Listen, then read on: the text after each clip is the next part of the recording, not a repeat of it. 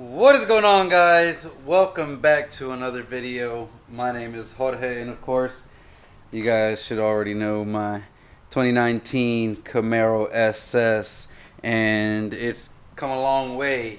And today we're finally going to be doing the first oil change.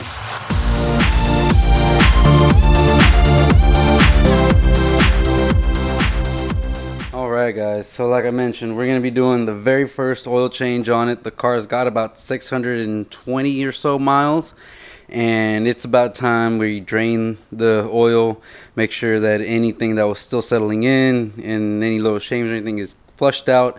So we want to make sure we do that before we can start going to the track and going wide open throttle. I still have not gone full wide open throttle on this car, and I'm itching to do that.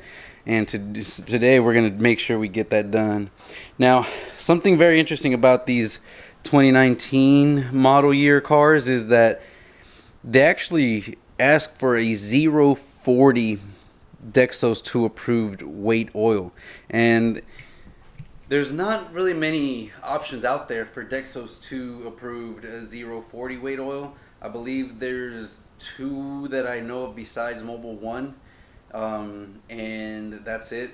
Now obviously this car, the Cap and GM recommends Mobil 1, so I was able to find this is new oil, which is what basically all the dealers are using, and that is the Mobil 1 ESP formula. It's a 0.40 advanced synthetic, and it is the Dexos 2 approved motor oil. That is what they'll use at the dealers if you guys take these cars in. It is this new 0.40.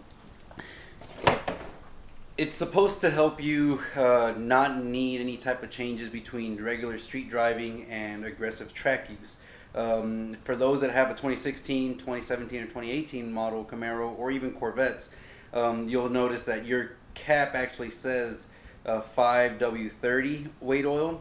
And that is great when you're daily driving and doing most of your driving around town. But when you're going to the track, the performance manual actually recommends that you use a thicker weight oil for the high temp and high heat extreme temperatures of the track. So having this two separate oils to use was something I guess GM didn't want the owners to be dealing with. So they worked with Mobil 1 to get us this, which is their new 0W-40 Dexos 2, and this GM says will let you be perfectly fine for daily driving, but also really well at the track or the drag strip. So this is hard to find right now. These, I believe, I had to get on Amazon. It's the only place I could find them. You're not going to find them at your local O'Reilly's or anything like that. So you definitely are going to need to order them on Amazon if you do want this. Or I believe you can go to your GM dealer and order it as well. But I was able to get these on Amazon, and I got 12 quarts, even though I only need 10 for the Camaros. And that's because you can only get them in cases of 6. I do plan on using 1 quart to just kind of drain and flush and let it just flush things out even after I drain the old oil. But I did get 12, so I'll have 1 extra, which is fine. And then of course I've got the PF64 AC Delco, also ordered it on Amazon. And then finally I ordered this new magnetic, super magnetic drain plug from Dimple. And it is a very heavy duty magnetic drain plug that's supposed to work in high temp conditions as well. So that'll make sure that this car's engine is in tip top shape. So with that said, guys, I'm gonna go ahead and just raise this thing up, and it's oil changes very self-explanatory. You've got your drain plug, pull it out, stuff like that. I'm not gonna go through a how-to, but we're gonna go ahead and get that done today. All right, guys, so these lift pads are coming in clutch. Got both the jacks on the lift pads. I actually have what I used to use before I had these lift pads was this nice little adapter that would go on the pinch weld and lift it up there, and then I would have to use these rubber kind of adapters to get on the pinch welds with the jack stands on the backside. Now that I've got the lift pads, I can use this to lift up from the behind and then put the jack stands on the lift pads themselves. So got the car lifted. Let's go ahead and start draining the oil. So I just drained the oil, and definitely be careful because it does shoot out. You have to have your catch can almost farther out this way towards the tire. I did spill a little bit of it, unfortunately, but now I'm letting it drip, and the oil was actually very clean. Didn't see any type of debris or material or anything like that, so that's a good sign. I did have the car idle for a little bit to warm it up to make sure that it was able to kind of flow out easily. Now we got to get to, as you can see, you got a 15mm bolt on the left side, and then of course you've got your oil filter on the right side, and that should be just hand tight, so hopefully I can remove that and it'll be an easy swap. So I'm gonna put the bolt back in, kind of clean that up, make sure to stop dripping, and then remove the filter. Alright guys, so I've already gone ahead and replaced the oil filter, so I put the new filter on the car.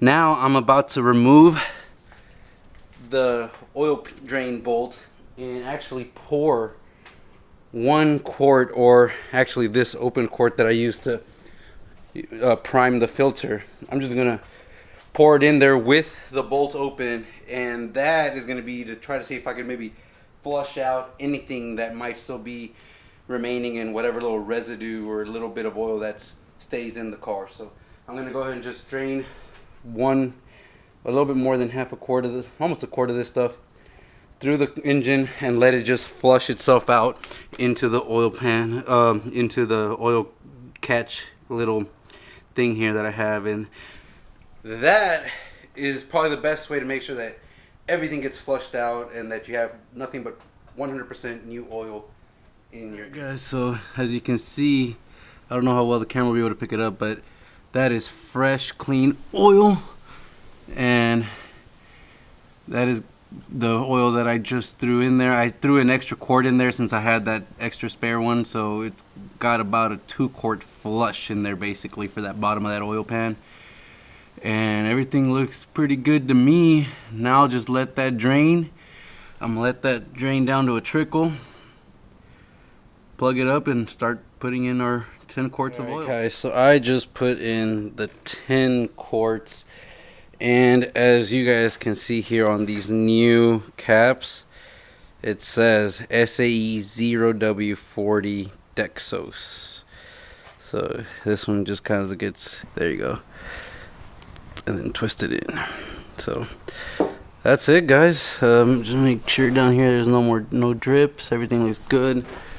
So now we'll check the oil dipstick and make sure that the levels are good, and then just turn her over. Alright guys, so the oil change is done. The car's motor is now ready. It is good to go. I didn't see anything very concerning or anything like that in the oil. Everything looked clean, looked perfect. We flushed as much as we could out. There was just a little bit of debris in the filter, but that's to be expected on this brand new oil. That's why we're doing the break-in.